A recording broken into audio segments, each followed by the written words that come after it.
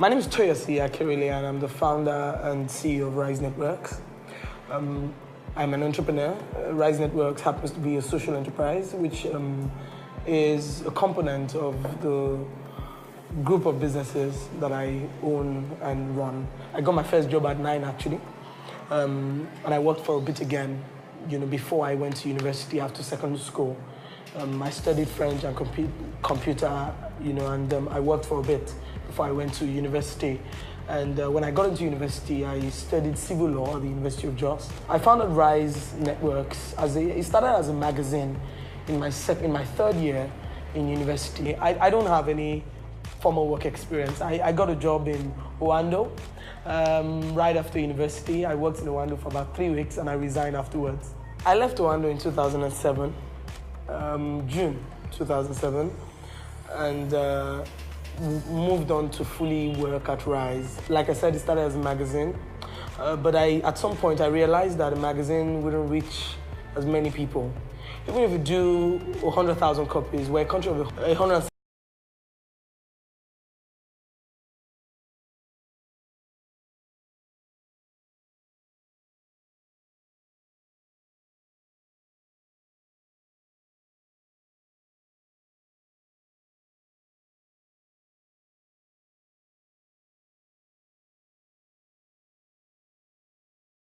But we could then take out, we could then extract a bulletin or a newsletter from organize the first Rise National Youth Forum. And God sent me an angel in the person of Mr. Gamalelo Nosode, a special father to me if ever there was anyone. I went to meet him and invited him to chair the Rise National Youth Forum. In fact, my plan was to have a small venue in Ikeja with 100 people. And he asked me, I said, Toyosi, there's nothing like this in Nigeria today. Why don't you do something big out of this? After all, the only youth programs you have is church. Why don't you have a secular, big, massive national youth forum? And I said, I don't know how to do it. I'm a fresh graduate. I don't know anyone. I went to school in the north. I don't know anyone in Lagos, even though I was born here. But, I didn't quite know anyone who was going to help me do that. So I wanted to start small. And he said, okay, go and do a plan and come back to me and take a look. Let me take a look. And he helped me. Mr. Anosode helped me. I remember the day of the Rise National Youth Forum, June 20, 2007, when NLC went on strike just 3 days before. And a couple of my friends and my mentors actually called me and said, Toyosi, Labour is on strike, there'll be no movement. Gas stations won't open, buses won't move. How are young people going to move and get to the venue? On the day of the Rise National Youth Forum, there was over 4,000 young people at that.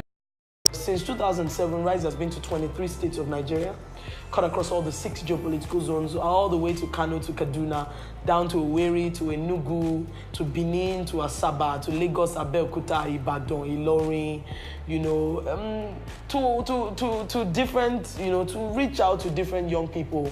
And even in communities where people think that they're too backward to learn. Based on the conviction that I think that, a lot of people have learned to accept that political maneuver that Nigerians don't read. And I don't think it's true. I buy a lot of books, and I know a lot of people buy a lot of books and read a lot. Readers are leaders, and most of what you become is really, what you perform is what you become. And for you to even perform anything, it's about what you take inside. And if you don't read, you cannot challenge the status quo, because you cannot face today's challenges with yesterday's knowledge. So you need to consistently read and reinvent yourself. And so we set up a library in Lagos in 2010. There's a computer center inside as well, where young people come to do their research work.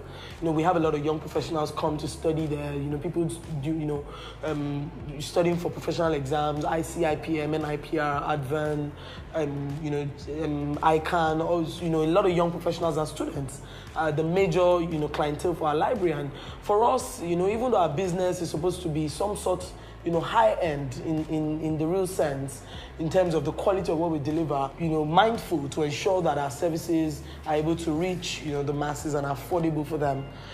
We also have a conference room that we run for small businesses.